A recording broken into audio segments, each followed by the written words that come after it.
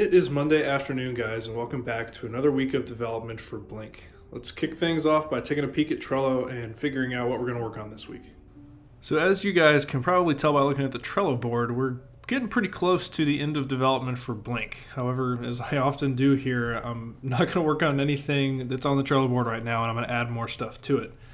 A lot of the stuff I have left on the front burner is kind of just enhancement stuff not related to gameplay. I want to do a tutorial, a splash screen, I need to build on device to test the gameplay some more, and I want to make some enhancements to the sound I implemented last week. However, today I was thinking about a way to make the gameplay a little less one-dimensional, and I think I came up with an interesting idea of how to do that. So here's the current state of Blink. You are a lovely little firefly who's flying around the forest trying to light up the target circles. Now, let's say we've got a target circle way over here. Right now, it's always the best idea just to fly from wherever the player is straight over to the target circle. This gets you there hopefully with time to spare, and you can make sure the circles match up and everything. However, I want to give the player some kind of incentive to go elsewhere on the screen and potentially make it more difficult to perfectly fill that circle. The first idea I have for this is some kind of cool pickup, something that would increase your score, give you a few more points, maybe a multiplier, any other reason than just going straight to the target circle. So in this case, you want to go down here, get the power up, and then to the target circle. However, if this power up was like, oh, I don't know, all the way over here or something, it might not make sense for you to go get the power up and then to the circle, because maybe the circles wouldn't match up, your score would be too low, and you might lose the game. I want the player to have to make these kind of decisions real time. I think that'd be fun. The other thing I can do is create some type of object to avoid, something bad, right? So we've got this guy over here right in front of the circle. And what we don't want to do is fly directly through the bad guy into the circle. Instead, we'll want to take a different route to go around it. And again, this will introduce a decision to the player. They'll either have to go above or below or around wherever it is and see if they can still get to the target circle while the circles have a chance of matching up. I think this is going to be a big gameplay enhancement for Blink, and I think that's what I'm going to work on this week. Alrighty guys, we have fast forwarded to Tuesday night. Unfortunately last night I didn't end up writing any code around what we talked about, but what I did do was work on some new sprites. The first was for the thing you'll be avoiding on the screen, and the next two will be for the things you'll hopefully be collecting.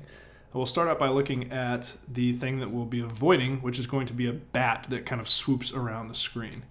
Here's that piece of artwork. I think it turned out pretty well. The idea for this is that he's just going to kind of be starting at the top of your screen, just out of the top of the camera, and swoop down and to the side until he goes out of view. And we're just going to be trying to avoid collisions with him. I figured this would be nice because it's dusk, bats fly around and eat bugs. Seemed like it fit the theme pretty well. Alright, I've got my little Batdude imported into Unity, so it's time to start coding up his controller.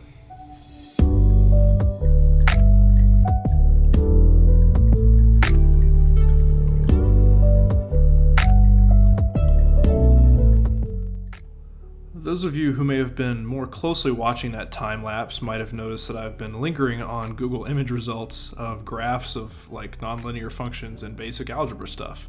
And you might think that I have forgotten how to do basic math. Don't worry about it.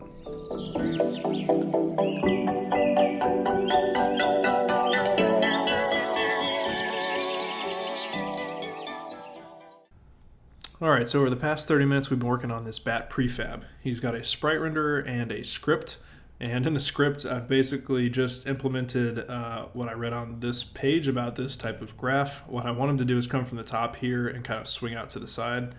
So given that, let's see how I did.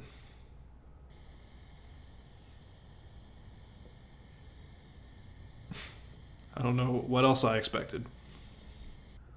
We're obviously pretty close here, but I have to head out soon to a friend's place for the rest of the evening. I'm going to pick this up probably tomorrow. Welcome back, everybody. It's Wednesday around 8 p.m. I have some Rocket League queued up soon, but before I do that, I want to show off some of the progress I made this morning. I got up around 6 o'clock, got a cup of coffee, and kind of got into the zone coding up some of this bat stuff. So I didn't record anything, but I did make some good progress. I want to show that off. So last time you guys saw the bats, it was kind of my hideous attempt at trying to implement a nonlinear function to describe the bat's flight path. I kind of abandoned that entirely because even after I got something that looked kind of good, the bats just didn't perform at all how I wanted them to. The approach that I took now is to actually have the bats affected by gravity via the use of a rigid body. And what I'm doing is applying forces such that the bats move towards the position of the player. And this, I guess, is like the most primitive form of AI you could have, but what that basically means is that the bats present more of a challenge because they're always heading towards the player. Here's the actual bat controller script. It's pretty simple. I have a whole separate bat spawner script that spawns the bat out the top of the screen. And like I said, the bat has a rigid body, so he's affected by gravity. So that's always going to be pulling him down. Now, while the Y value of the bat is greater than the Y value of the player, we're going to apply forces to move the bat in the direction of the player. It's pretty simple. I think there's going to need to be a few tweaks to velocity, the mass of the rigid body, maybe the scale of the gravity, but I think it's a good starting point. Here's that bat spawner script. Right now it just spawns them over and over again so that I can kind of easily debug their flight path. But since I've got that kind of tuned up, I think I need to spend some time getting this hooked up correctly. Now my vision for this is that as the game goes on and your score gets higher, there will be higher chances of a bat spawning. It's not going to be happening the whole time because it can be kind of hard to avoid. If the bat does make a collision with the player, that will end the game. That's my thought anyway. So I don't want the screen to be littered with these. I just want it to be a surprise that you have to react to. So I'm going to try to code some of that up tonight before I play Rocket League and see if I can get that kind of well balanced.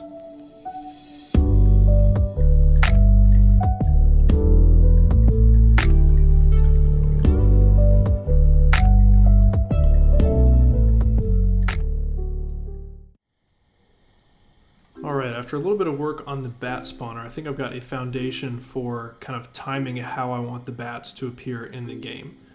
First off, no bats will appear until you get to at least 10 points, and after that they will have an increasing chance of appearing every second.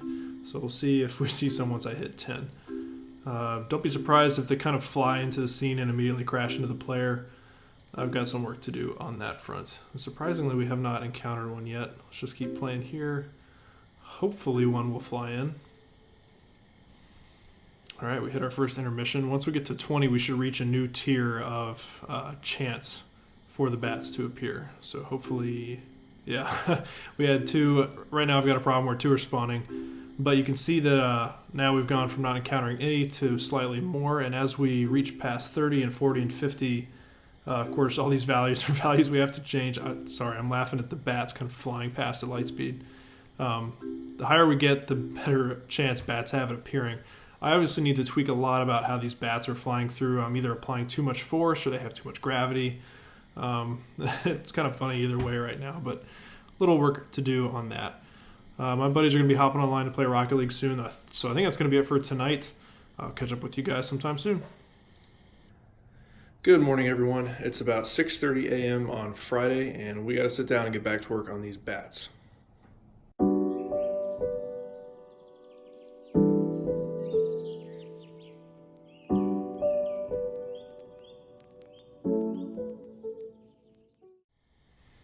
Alright, so it's been about an hour that I've been working on the bats this morning, and I think I've made some really good progress. I fixed some bugs, and I think I've drastically improved the bats' behavior, so we'll go ahead and see that now.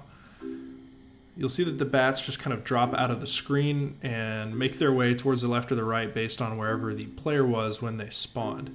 Now, I think this is an important distinction to make. The bats only know about the player's location right when the bat spawns, so they're not continuously fed updates about the player's location, and so they don't kind of dynamically change their path to seek down the player. In this current state, the bats are more of a nuisance, right? They spawn. In some cases, if you were quickly moving the player when they spawned like that, they will not even come close to hitting the player. In other cases, if you're kind of static and filling a circle slowly, the bats will actually come quite close and potentially even make contact like that. This seems pretty balanced. They're a nuisance. They're not extremely difficult to avoid, which I think is good.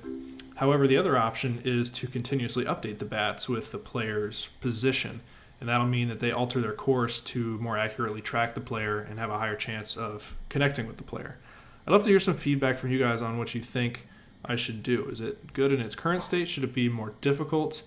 In its current state, I could have more bats spawn if they were less accurate. I think that would be balanced versus if the bats did have like some better AI, I guess you could say, I would spawn less because they would present quite a bit of a challenge. Anyway, I'd love to hear what you guys think about that, but I think I'm going to call the bats finished for now. Well guys, I think that's going to wrap up this week's video. Today's actually my dad's birthday, so I'm going to be traveling home this weekend to go visit my parents, and probably won't have any more time to work on Blink. When I get home on Sunday, I'll edit this video and get to work on next week's tasks. As always, thanks so much for watching. I really appreciate the support you guys have given me, and I really appreciate the feedback and suggestions for Blink as well. It's been fun to incorporate those. If you guys liked last week's video about lighting, I actually posted a really brief, simple lighting tutorial for those of you who've never really tried any kind of 2D lighting in Blink, so check that out if you want. Anyway, thanks for watching, and I'll catch you in next week's video.